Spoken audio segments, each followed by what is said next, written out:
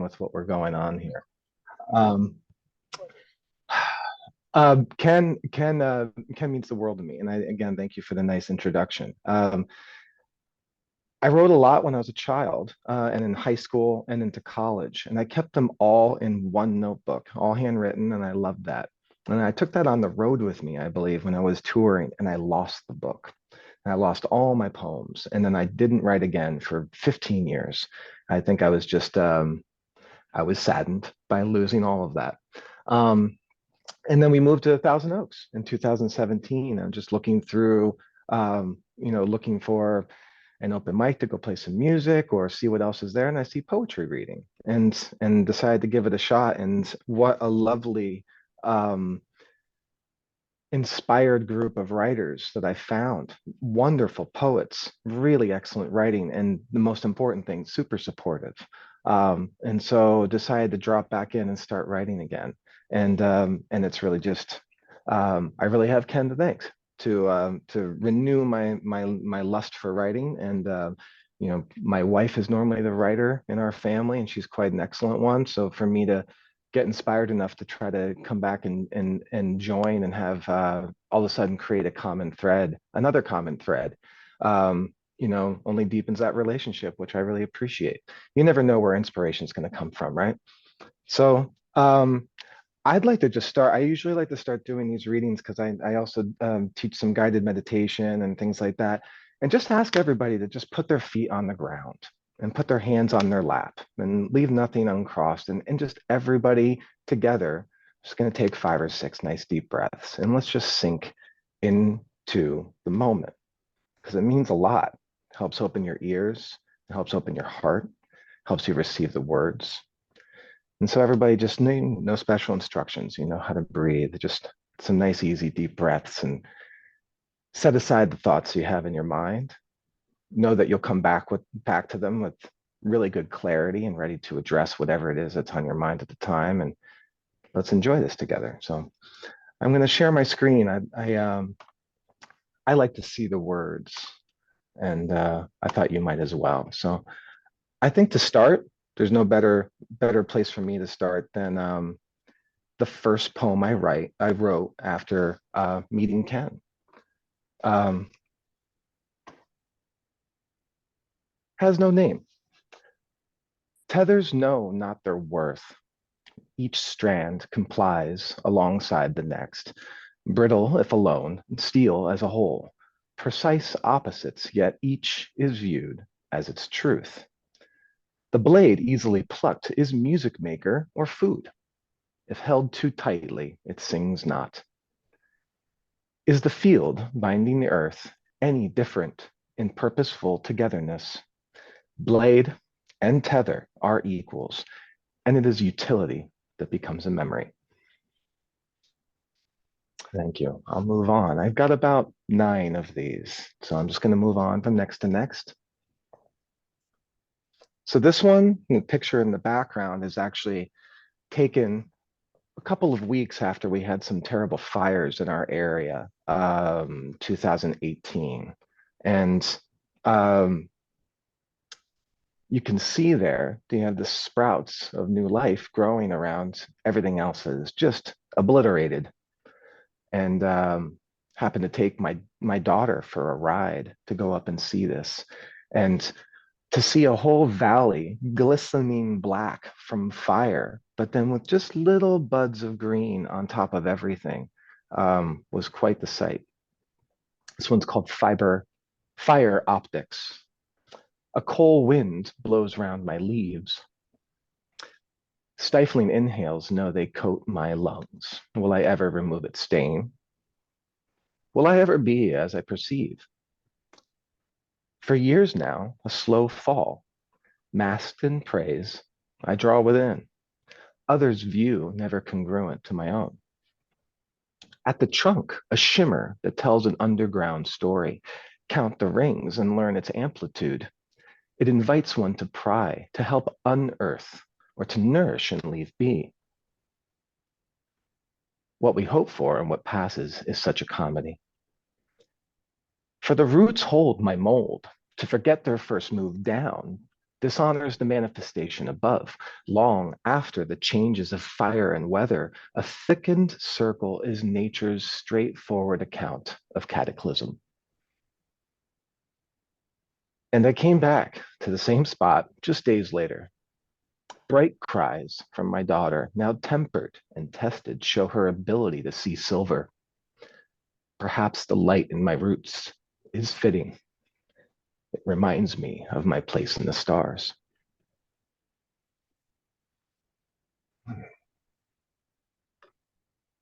Oh, thank you, Britta. I remember from COVID remote only sessions, the waving hands. Oh, that's awesome. So I grew up in northeastern Pennsylvania in the Pocono Mountains. When I visited Wales, I thought it looked exactly the same. And grew up on the property of a country inn. And we had about 100 acres and a bunch of different buildings, and guests would come to stay. And in the winter, we'd have horse-drawn sleigh rides and cross-country skiing. And I used to teach the lessons. And I used to have to get up in the morning before school if it snowed overnight and go track the trails. And it's one of my favorite memories of growing up, just being alone in the woods with a thermos of hot cocoa and a granola bar in my backpack. This one's called 185s. Clarity in REM sleep, the type you awake to, checking outside the window to see what should be there but cannot be because it was a dream. And this wintry scene hasn't happened to me for years. In the mornings before school, before dawn, when you only had the 9 o'clock news to give you an inkling of tomorrow, I'd get up. Snow had come more than we thought. The guests would be so excited. They'll want skis and snacks and cocktails. When they're done, our margin just widened. Get warm, make cocoa, grab a thermos, a flashlight, a banana. I should ski 200s. I'm better than the shorter ones I put on. I'll trudge harder to do the work, but the telemarked 15 minutes at the end, work done, will be that much better. Remember this as an example of delayed gratification. Start in the flats, get the pond area first. Grab the branches of the willow so the snow falls off. Laden branches are a property liability. The guests don't know their recoil. Finish below, blood does flow, and start the uphill climb. These logging roads do not know they're just for foliage enthusiasts now, and of course, the odd skier.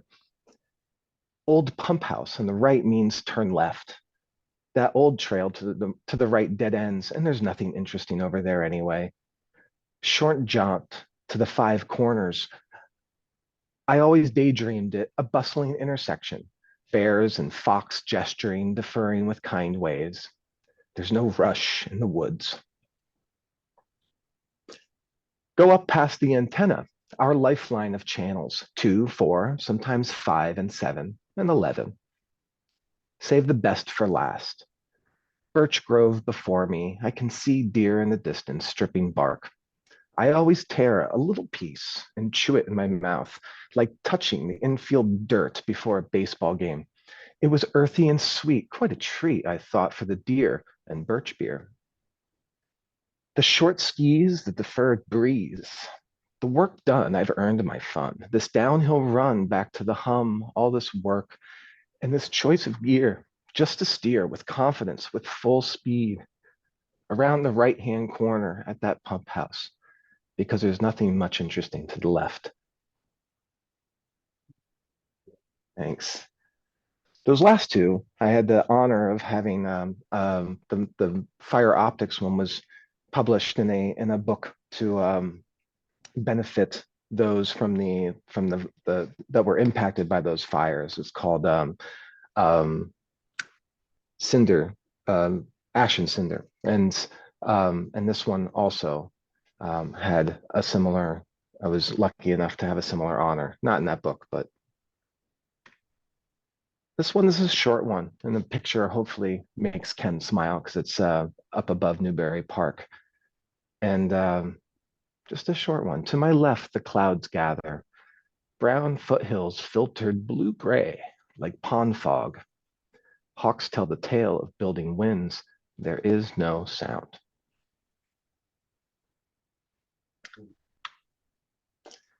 This one left blank because if you're thinking of the loom of existence, you should create what you want. Pairings are not a human creation when there can be particle and wave. Pinpoints and horseshoes each have value. Fecundity manifests like buds and peat. Space and time integrate the thoughts of the weaver at the loom of existence.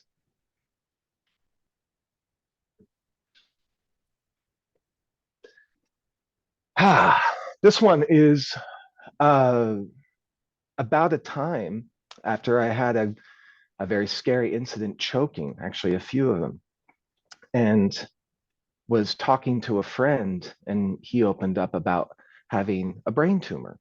And it was actually a hilarious conversation. If you can imagine, sometimes those things happen that way. So it's called macomical. Orange horizon that my eyelids make when I obscure the sun, dividing line between thoughts of fun and those from which I'd run. Below this line, a conversant time listening in the rain about when he heard a tumor may shut down his brain. I thought, he said, with a smile of distance, each moment was my last. This tiny soul held in my arms may fire my final synapse. And as I recounted my own silvery, cold, foaming choke, concur he did, like an excited kid debating which way to croak. Odd, I thought, as each joke he brought about how we may have died, the liberty granted, this near death planted to laugh, catharsis, cry.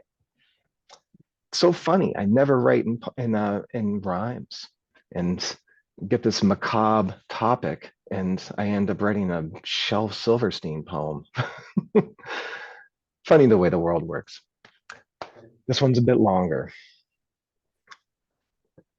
This one's called Direction. This is about a dream I had, and I just woke up and could clearly remember every single detail about it. So I just sat and wrote a poem. Weathered, lined, and jaded, this face presents before me. Don't expect much, she mentions, assuming pennies on the dollar. Her effort was packaged bread, just enough to bring ends together, just enough to shackle her to the mediocre, sandwiching her between a past career and a mortgage. I listen to her glazed malaise and peer over her left shoulder. Dried up, salty, rain speckled glass gives way to partly sunny solitude. Some hundreds feet up, I can see waves crash. Silent, violent cove takes its beating, with footpaths leading here and there, colloquial routes between the most common destinations. Intersections tell the tale of which tasks used to be important. Take the visible path, friend, she mentioned, unsolicited, in a way that colors spontaneity. Facing the sun-faded back of an antique couch and seeing the ash-field fireplace laden with cobwebs, I back out of the front screen door, its squeaking, tired coil reminding me of the tenant's lack of initiative. My son on my back, he's excited to bounce, to feel dad trounce this path. Who cares where it goes, says his glee. His warm against my back as we leave the stripped running boards of the porch, the sun burning the visible mist before it can reach us here. The path heads along the bluffs above the battering below.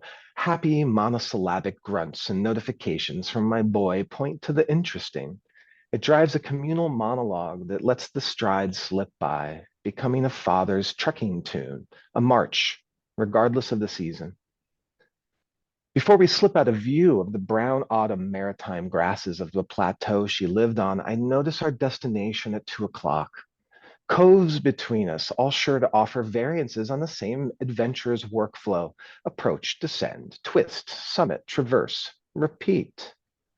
I'll keep a running tally of the stanzas of logical separations, and my footsteps shall fill in the notes between. I could walk straight across, I thought. There must be a reason no path is there. Sea-foamed air flows up the inside of the left arm of my windbreaker, letting a small waft of cooling air soothe my sweating back. My wife would like to nuzzle this salty scent, smelling this day's adventure left on my skin. She's astute and will know that one side favored the sea over the other. Boisterous boy in my day pack laughs as I jump from rock to rock, patting my head in approval. His little hand grasps my finger when I reach behind my head to remind me that he's always on my mind. His little thumb caresses me, just as he's learned from me, just along the knuckle, just firm enough to impart intention. Tempo changes on this footpath inspires melodies, and funny how he can pick out some. If he repeats a section, it must be good. Dip before us signals the beginning of the uphill part. I remember to carry my speed. No need to ache my knees to slow down. Why stop helpful momentum? The fun of this little run gets a laugh from my companion. He pats me in approval, but then grips for safety. The line between elation and fear is so fine in the young.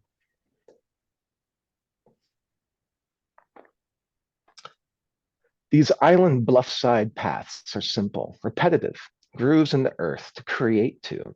The crescendo of the upslope retards at the base of the ladder.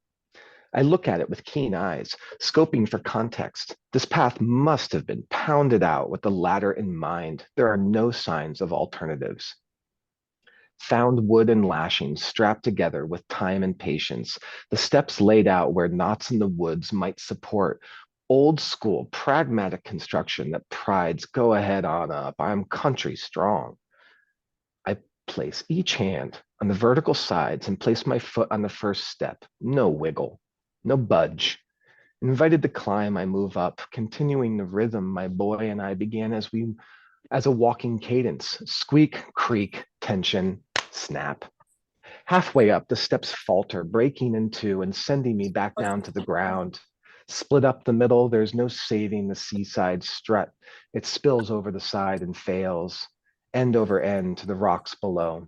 It splinters and cracks and ends in the foam where it was found in the first place. There is no furthering this trek from this route. I turn back and retrace toward the ragged house. She'll be concerned I'm back, but glow internally with Doing it smugness. as The day is live getting long student now. If I could of ask, his I'm sorry, I have my own headphones on. It sounds poetry like one someone Friday, which joined takes that about could 20 minutes. mute their But phone, it's like, please. it's actually being hosted in England, and he's in It, Seattle. if I apologize, if anybody who just joined could please mute. I have my headphones on. It's very loud in my ears. I'll let me get my spot back here. Halfway up, the steps falter, breaking in two and sending me back to the ground. Split up the middle, there's no saving the seaside strut. It spills over the side and falls end over end to the rocks below. It splinters and cracks and ends in the foam where it was found in the first place. There is no furthering this trek from this route. I turn back and retrace toward the ragged house. She'll be concerned I'm back, but glow internally with smugness. The day is getting long now. Ascending to the windswept plateau gives me time to ponder options. I'm emboldened to the obvious. I'm no fisherman. The nets don't draw me in. We rest. Up early, my boy and I have the same glint in our eyes. We leave without saying goodbye and walk straight across the field. I still remember that dream as vivid as it happened. I think this was probably back in 2019. It's so funny the way some dreams will just stay with you absolutely forever in all of their vividness, and others you think are so profound and you won't remember them 5 minutes later. Now let's do something funny. So this is back to the Sterling Inn in Pennsylvania, and as any child of innkeepers, we all became the minions of the property. I'm the youngest of seven, and we all had our jobs. And so I did everything from I started push mowing fields when I was 8 or 9, and started washing dishes in the kitchen when I was 10. Busboy at 12, waiter at 14, working in the office, host in the dining room, all kinds of things. Cross country ski teacher.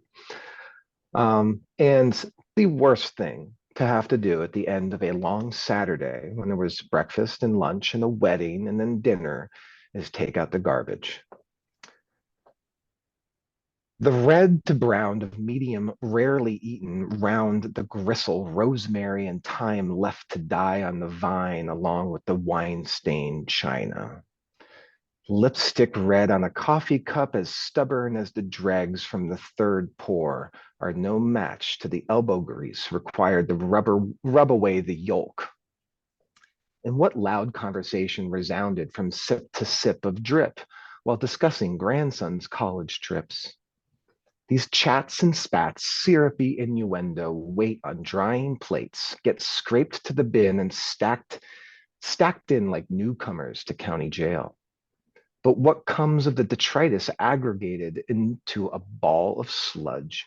The colors profound are drowned and confound like mixed paints. At the bottom of the bag is a gnarly slag of liquid that could double as punishment for stealing in most neighboring counties. This charge to be managed, the bag overly bandaged to ensure that the courier doesn't end up the dirtier.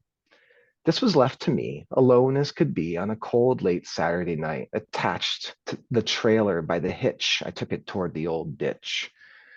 The task was to heave, to lift the hilt into the nastiest bin ever built. It caught nail into plastic, letting loose something drastic. The garbage juice drained over me. Oh, God. Um, Note, the olfactory sense does bring back the most clear of memories.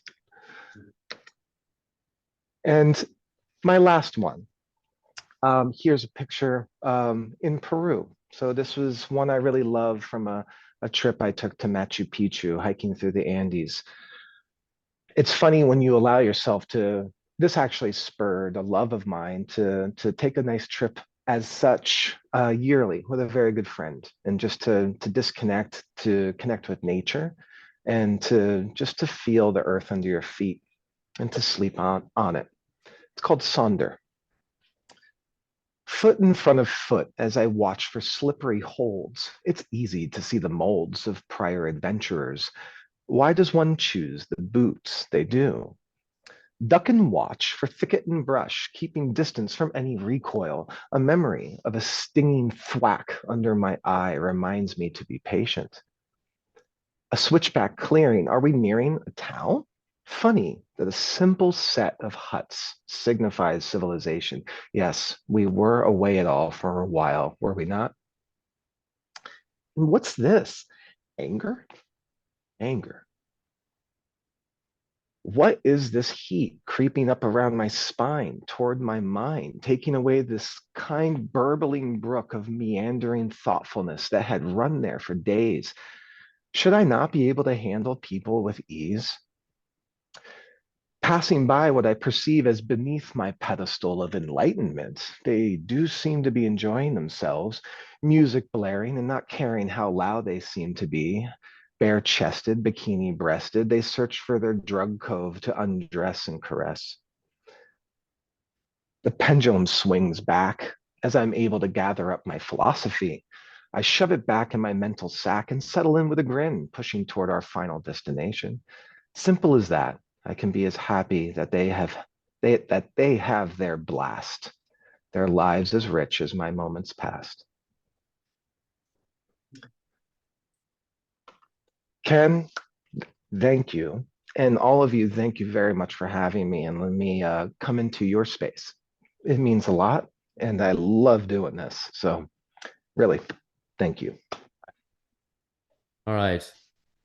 Conor, thank you. Thank you so much. It's lovely to hear your love of the countryside and the outdoors. And personally, it's great for me to hear again those stories of your Pennsylvania winters, which I loved hearing before. So thank you so much for sharing all of that. And it's wonderful to have you here. I realize, on a personal note, the more we invite our California poets to be our featured reader, I realize just how much I miss you guys. So thank you so much. We all miss you, Ken. Everyone take very good care. And if I get a chance to come over there, I'm going to make it a point to try to come down and shake hands in person if I can. We would love nothing better. So that's great.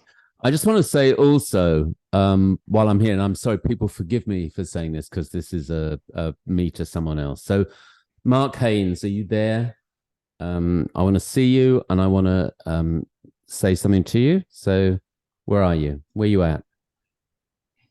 There you are. There he is. Hey, Mark. How's it going? Mark, I've missed you so much. So, I hope you join us again. Yes. If you need to know how to join us, I don't know if you're on my mailing list or not, but you're on Phil's, I think. I'd like you at some point next year to be a featured reader for us, if you would. Would you consider that? Sure, I will. Yeah. I missed I'd you love too. it, Mark. Hey, so please do. And it's great to see you today. So thanks very much for joining us. Okay, everybody. So Britta and Sue, I'm assuming you're going to want to join us in the open mic. Mark, I imagine you're currently writing something for the open mic later, right?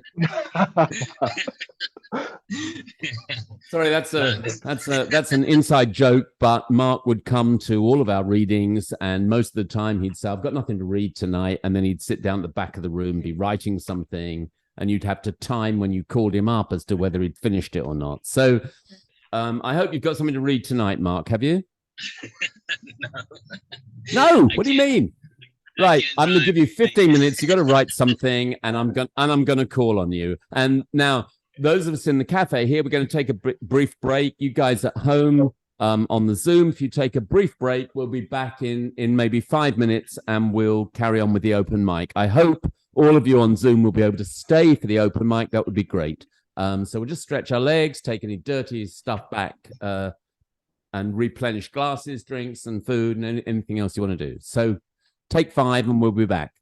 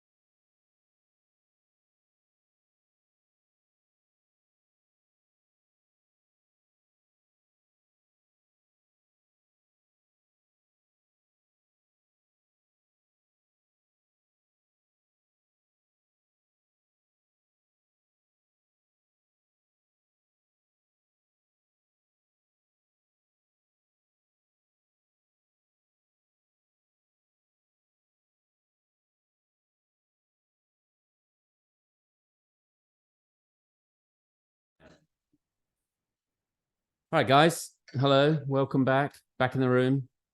I think I'm back in the room anyway. I hope you guys are ready. If I tilt that, maybe it looks as if I'm not sort of standing so sideways. Yeah, that's a bit better. Oh, there we are. Right. So there is somebody who's muted online called Gothals or Gotals. I can't guarantee that I'm pronouncing that correctly, but if you would like to read, please let me know. Unmute yourself and say hello, I'd like to read, or not. So it's fine, whatever you want to do. Well, anything really would be appreciated. Okay, so now the way it works, I'm sure you're familiar by now. I'm just going to move this bloody thing. Sorry, it's the technical term for a pop guard, but we decided that it reduces the volume too much, but it also reduces the vision, so I can't see your beautiful faces.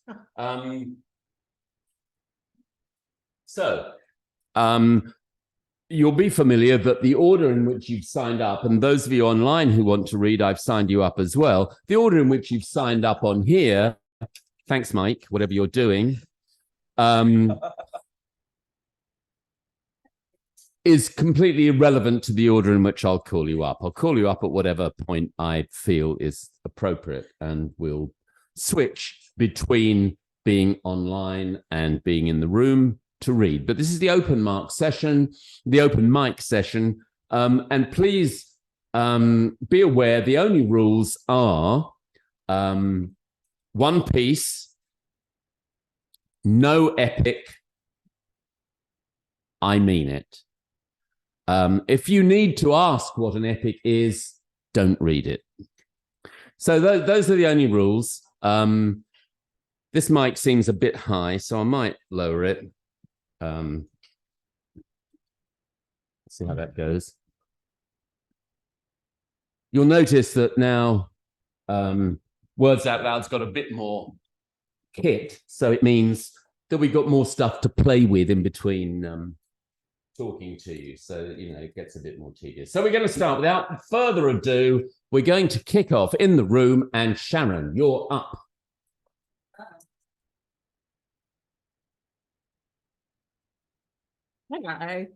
Hello people on Zoom, and hello people in the room. That wasn't my poem. Oh, hello. Can you hear me? Testing. So when I came a fortnight ago, there was a massively crowded room and I was terrified. But what I found was that it was really, really inviting and lovely. And I went home and I was really buzzing, and I wrote this. And it's a sonnet. There was a time I thought I had no voice, and then I found a crowd called Words Out Loud. I join them, and together we make noise. It really is a rather joyful sound. There's music in the way we weave our words. My heart just skips along to every beat. I love the way that each of us feels heard. We clap our hands and sometimes stamp our feet. Everyone who comes is so creative, such fellowship I feel each time we meet. Not family, yet I feel related. I feed on words that satiate my need. Thank you, folk, for every word you write. Let's keep the light of language shining bright.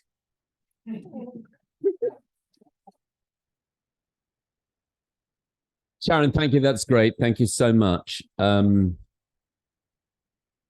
And yeah, right. Exactly. I mean, anybody else with nice things to say about Words Out Loud, join an orderly queue outside and we'll be paying you money. So next up, I think I'm going to go with John, please. Still in the room, John.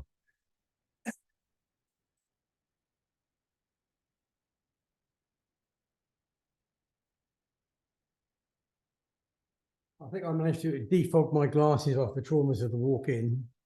But after living for 17 years in the Lake District before moving down here, it's kind of deja vu, really. I mean, last time I was here, there were a few rants going, so about modern life. So I thought I might actually join in and just do something that's on the cusp of a rant, really, about modern life. Basically, as an introduction, I'm sure, as you know, if you walk down the street or if you go to the gym or wherever you go, you find that most people appear to be tuned out of the real world. They're just plugged into cyberspace. And it also appears that the more apps that we get, the less effective our communication quite often.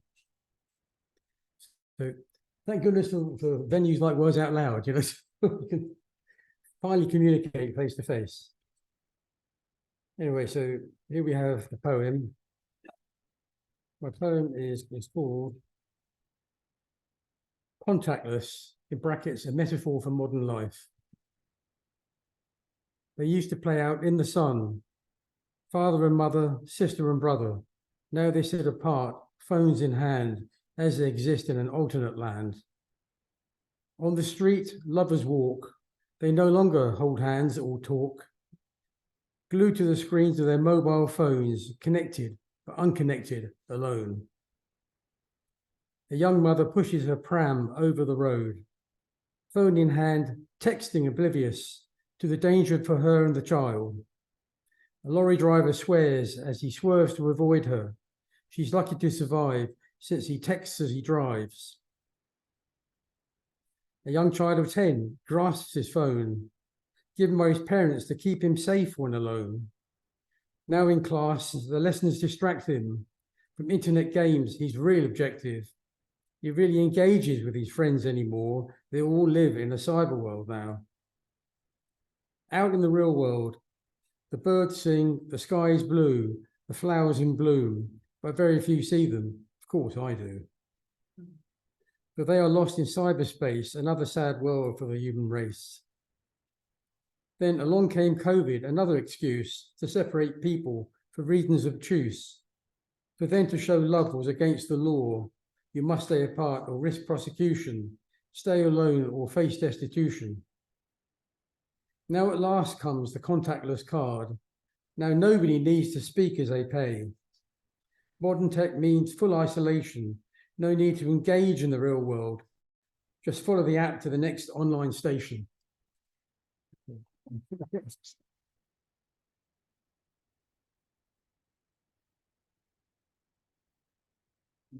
Thanks, John.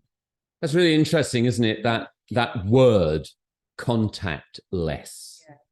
You know, that's got a resonance, a societal resonance, doesn't it? If you think about it, it just occurred to me just now. You may have thought of it. You may be miles ahead of me, but contactless. It really is how we've become or been, and we're trying to get it back. Okay. Sorry, just thinking out loud. Let's go. We'll go online. Britta, please unmute yourself, Britta, and let's hear you. Lovely to see you again. Righty-ho. So good evening from Scotland. And my little poem I wrote yesterday after watching the first autumn leaves fall. It's called Alive or Autumn.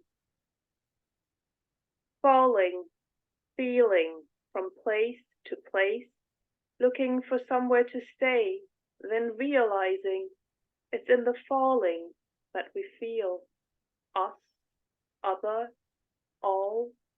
It's in the traversing of air that we learn, transform if we dare. It's in the feeling that we fall. The journey shapes our falling, our feeling. It's why we're here, to fall again, to feel again, experience this wind of change, become leaf, seasoned traveler, passing soul. Thank you.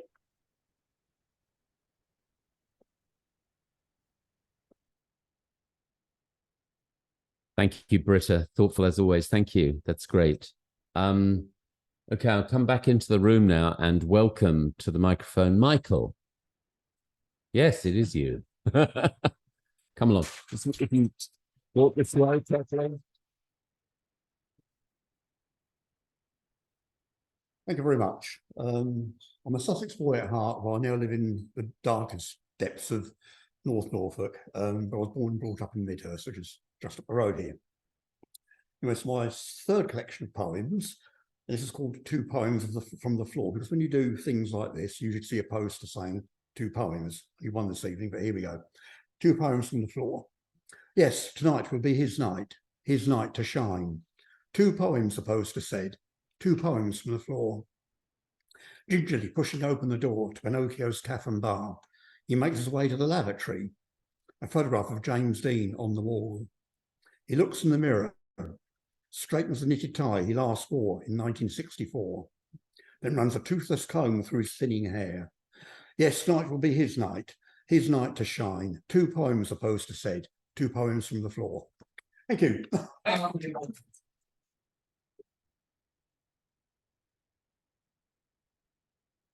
Thank you, Michael. Thank you so much. It's great to see you and great to hear you. Thank you. Great to hear your words. Okay, we'll come back stay in the room, and I'm going to invite, I think I'm going to ask Ryan, please.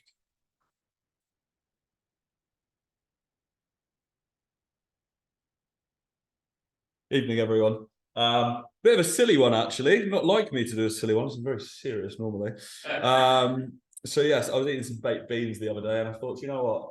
They are a good English classic staple, aren't they? So I wrote a silly poem on baked beans. Beans, beautiful beans. Eat too many and you might just mess your jeans.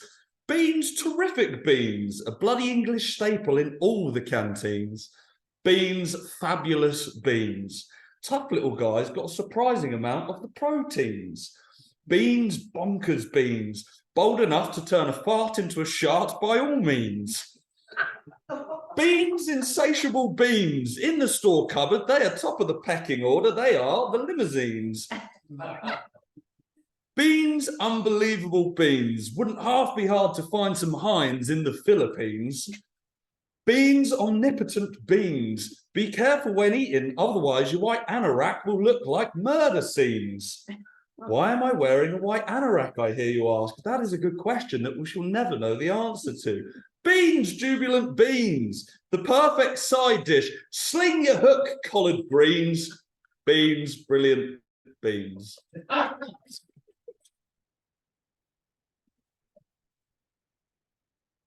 Well, there you go. In praise of beans. I like it. Nigel, I notice your name's not on this list. Are you reading tonight? No. Okay. Tracy, then, please. Tracy's in the room.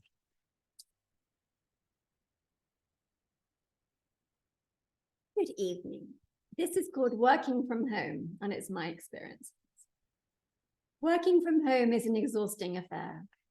I managed it from just before COVID to earlier this year, but I now have a shameful secret that's getting in the way of my manuscript.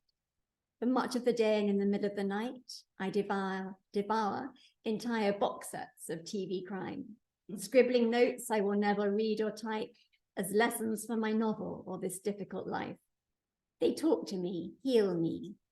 Well, all except one, which made me want to resign, give up my son, let the bank foreclose, a tragedy of utter brilliance. Series 4, Shetland, about Malone. Proved innocent, urged not to let grief destroy his life. Tears of joy, left alone. Heart attack, then he was gone.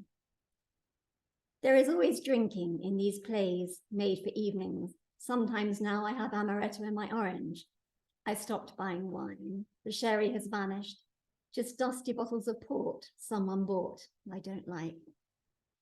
I confess what a sinner I am. Good God, free me from these cozy dramas, beautifully shot masterclasses in themes and plots.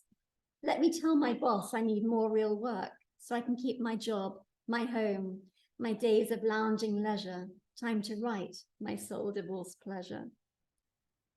I could have been in the garden gathering fruit, yanking up bindweed, tending a single plant. The jobs inside are too many to list. They need real workmen with skills and availability that don't seem to exist. So it's the settee, the laptop, the TV on, punctuated by Sudden checks of the clock, the calendar, which work's shirt to don. Hair, face, who cares how I look? It's my reasoned wisdom they expect to receive. Bluff, review while other people speak, over, by, back to my blue comfy seat, to unpause the last scene, have a biscuit with my tea. I do absolutely no stretching or dancing, not even walking or riding. No floor bar, Pilates or yoga, anything other than curling up on the sofa. It's as if I'm recuperating from surgery or a nuclear bomb. What the hell has happened to me? One morning last week, I put myself back to bed, fatigued by a week of late night rows, forcing me down at 1 a.m. for yet more shows. And wouldn't you know, an old client had an urgent request, couldn't get me, so messaged my boss instead, who sent a note to ask if I needed help. Shit, caught. It was a really messy affair, not something I could tick off quickly to say, fine, yes, you're perfectly safe to sign. So the settee is better, with my laptop ready. Sometimes I might close my eyes and the storyline slides, an episode ends, soft music blends, a synopsis of the next automatically begins. I've got to wake up, shake up, because now you all know I'm getting fat on my favorite shows, over and over until they bother to make more, or lightning strikes to banish these woes. Working from home, a change COVID made them accept. Work-life balance, especially for mothers. We're all at sea, flailing up to our necks.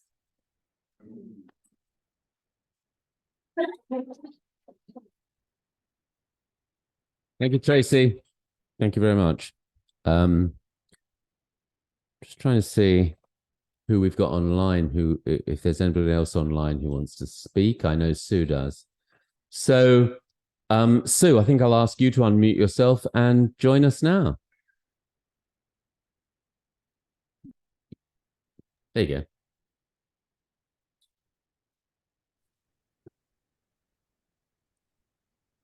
Oh, yeah, okay.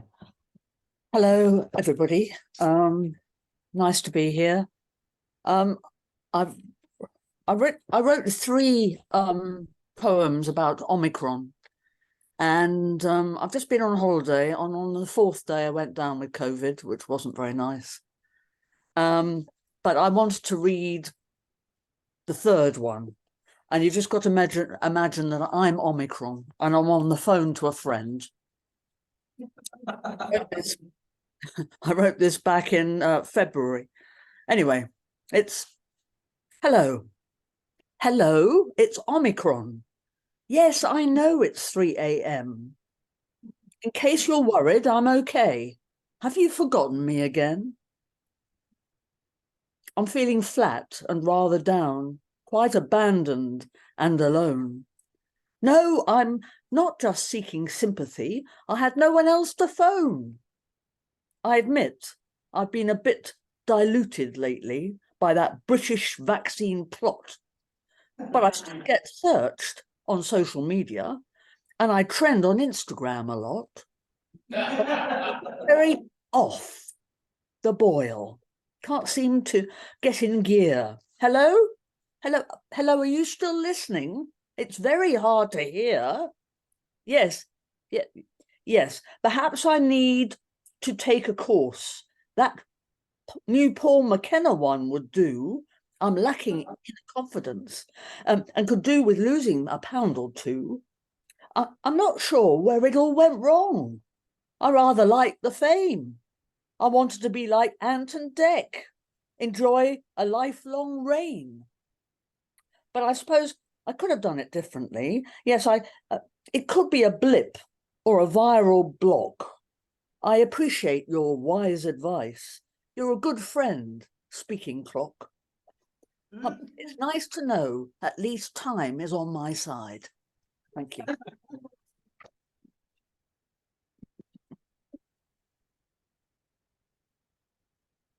Nice one. Thank you, Sue. I once did. I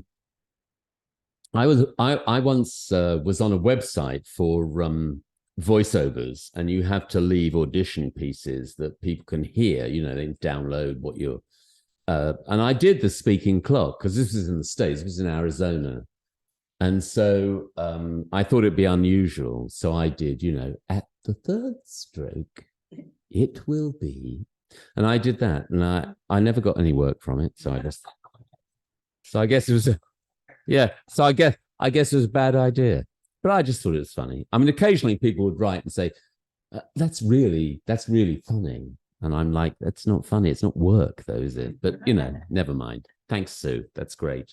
So we're back in the room. Mike, it's up to you. Me? Yeah, you Mike. Yeah. This is Mike. I've got the name back, so it could be anyone, actually. Yeah. This, oh, hello. So thank you, everybody, for coming. And what I often like to say at these events is, well done for everybody for getting up here and speaking. And also, thank you for your piece about words out loud. We have a lot of that, and I think that it's to do with just coming together and sharing our thoughts and feelings and words. And some, as I often say, something happens when we speak them out loud, to ourselves, but also to the audience. And sometimes to the piece itself, right? Sometimes the writing has its own life. Thank you, Conor, if you're still there. Is Conor still there? Is he? I'm sure. Conor, if you're still there, thank you very much for a lovely reading. And thank you everybody who's read on Zoom. This is a poem called You Are the Prayer Now. Yes, there is sickness here, and pain, and suffering, old age, and death. The world is full of weeping, of sorrow, and of horror. And yes, dear, sweet child, there are monsters in the hearts of men and of women too. And even so, I say to thee, they are no match for the arms of my infinity, for the ocean of forever, or the fact of your divinity, into which you will fall and be held, and waking see that all indeed shall so be well, that you will be the prayer we need. When walking through the flames of hell, with heart ablaze in loving sight, the night will lose its cloak of dark, and in the quiet you shall sing, hark, hark, the dawn will come in all these things.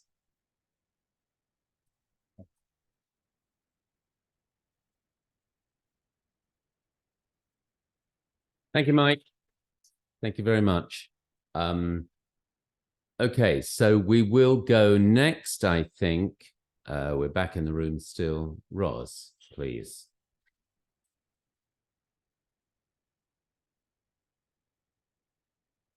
Hello. So I've got a depressing one or an even more depressing one today. And they're both really sodden. So I'm going to choose. This is written about my dad, who died in 2016. I'm glad he died before the news of Trump. Brexit's self-sabotaging stupidity was bad enough. He worried what the future held. Not much, as it turned out.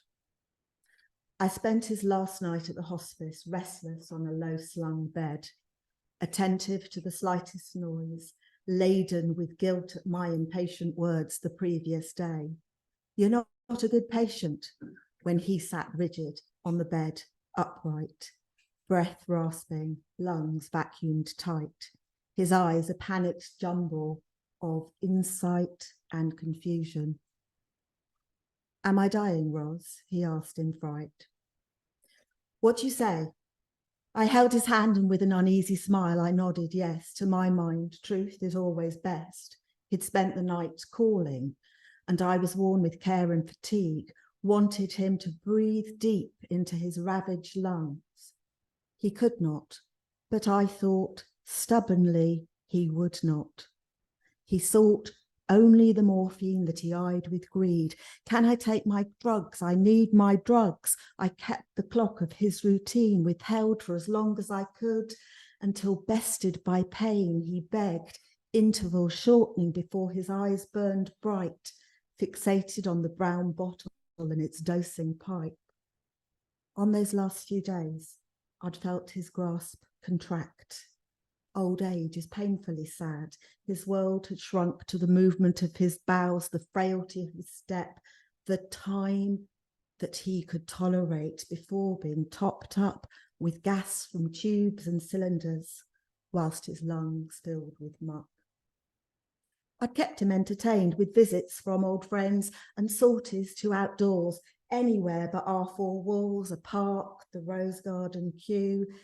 Energy drained from him like a dimming light, always sharp, full of wit and anecdotes, a man whose love of literature I'd caught could not untangle the narrative thread of the film we'd watched or a book he'd read. And I knew that he was going down, down, though he kept up his crosswords to the very end, teased us with the clues he knew. I talked of Leah, and Dunn, and music too, though I understood little enough of that, rinsed in ignorance. But I could read the poems and play the favoured tracks and keep a gentle peace in that room. I went home from the hospice around midday, slept for an hour, showered. I was out of the room when he spluttered out words spew, arbitrary solutions to unrelated clues, words, just words without reason or sense. And he complained so much about the pain.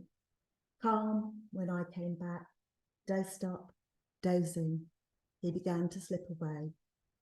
We couldn't tell how long he had, and we were left with the rhythms of his shallow breath and the lull of song.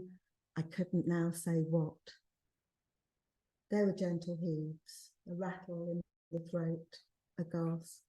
We held his hands and soothed and knew when he had gone. It was something that I'd heard about, a peaceful death.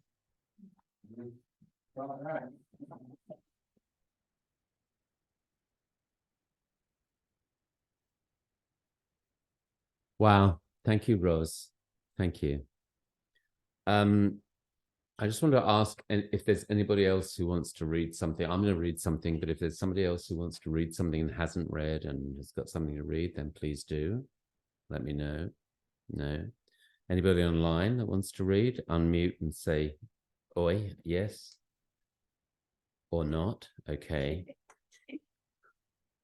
Okay, so I'm going to read one. Well, it unfortunately it doesn't. The one, I mean, I've looked for about 4 or 5 or 6, and I haven't. All right, if I'm gonna, oh God, neither. They're all pretty miserable, actually. The ones I was going to read. I think I'm going to have to do the miserable ones, frankly. You know, I'm going to do this anyway. Damn it, this is what I'm going to do. So those of you, if there was nobody left in the States, oh, Mark, if you're still there, I don't know if you're driving or listening or whatever, you may have heard this. But anyway, I've done this before, but I don't think I've done it here. I don't know where to put it now. It's called Desolation Road.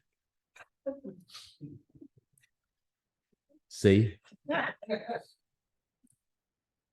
It is sometimes difficult to know where I stop and you begin. So entwined have we become here. And just when I thought a thing such as independence mattered, could deliver quietude and belief, blood on the road, fractured landscape, broken window to the soul, pockets full of rocks and the sounds of tears is what it is.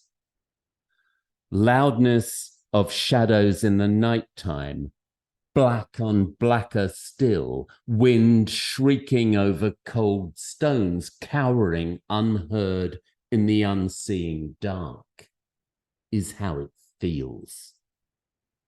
So tell me, just how the fuck did all that happen?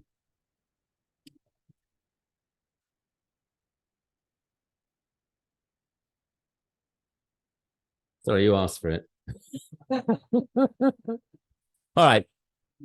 Thank you. Thank you, everybody, for coming. Thank you if it's your first time. Thank you if it's your umpteenth time. Thank you if it's your, third or fourth or fifth time. We love you all. Thank you. We have a few announcements. So look, so the first thing is that we work with an umbrella charity group called Voluntary Action Arran and Chichester, VAAC, VAC, they call themselves. They have an AGM next week, a week today, and they've asked us to talk. And what we'd like to do is, if there's anybody available on that day, the 27th, between 12 and 2, who has an experience of what Words Out Loud has done for them. If we've done something for you that is uplifting, has helped you through COVID, has helped you through lockdown, has helped you find your voice, has whatever helped you in any way, please let us know, because we'd like you to come to the AGM and be an advocate for us. See, one of the things that we'd like to do is we want to do something like the Monty Python thing, in the Life of Brian thing, like, what have the Romans ever done for us? Yeah, nothing. Well, there's the aqueducts. Oh, well, right, there's the aqueduct. Well, but what else? So we wanted to do something like that. What's Words Out Loud ever done for us? And we want then people to pop up from the audience and say, well, actually, this is what it's done for me. It's given me a voice. It's helped me get back into the community. It's helped me do this. And we wanted to say those things because partly what we're trying to do at the AGM is to explain to the people who continuously refuse to fund us that they don't understand what we do. And so we think that would help. So if anybody is able, I know it's the middle of the day and it's a Wednesday and it's in Boxgrove. So, it's not the most accessible of places, but if you can be there, let me know, let us know, and we would welcome you coming. Yes. Hey, Ken. I don't know. Hello, who's that? Mark. Hey, Mark. Yes, can you hear me well? I can hear you very well. Oh, okay, great. I was thinking of reading one. Mark, I would love you to read. Are you able to read now? Are you stationary? Yes, I am. For the moment. Mark, please, you have the microphone. You're on. Okay, so everybody, Mark Haynes. So what you're looking at in the screen right now is actually a drawing or a painting that someone's done. And as a workshop for one of the classes that we'd had out here in the States, we were supposed to write a poem to this picture. Can everybody see that? Yeah. All right, so the poem I'm going to be reading is what goes along, what I wrote for this exercise.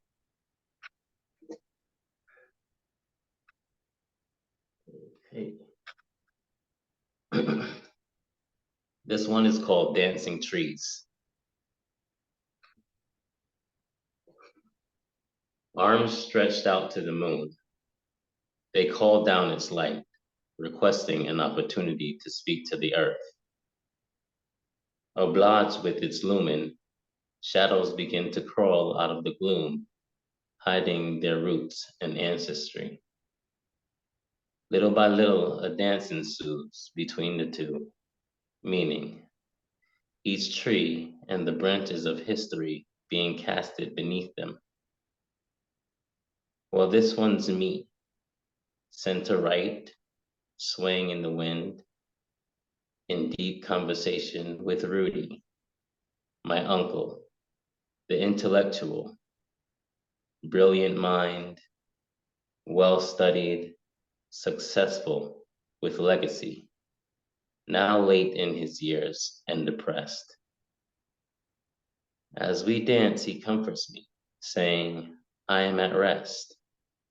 And this, and it's beautiful here. I am covered by family. My pain is gone. I'm no longer stressed. I feel the sun and smile knowing you're well. Buried in the earth is only a box with proof of my memory, but my energy is yours to have forever. Carry with you my smile. Carry my smile with you. Absorb my laughter in every rainfall. Use our experiences and connection to grow and stand tall in the foundation that I and all who lay before you have made. And whenever you are lost in the dark, call on the moon for its light, and I will dance with you until the sun comes out again. That's it. Thank you all. Wonderful, Mark. Thank you for sharing that. That's great. I'm so glad you were able to do that. We'll see you again soon, I hope. Okay. So guys, Ros, I think the answer to your question is, I'm sure that's okay. We are on sort of in the middle, so we'll be speaking at about 1 o'clock, I'm guessing.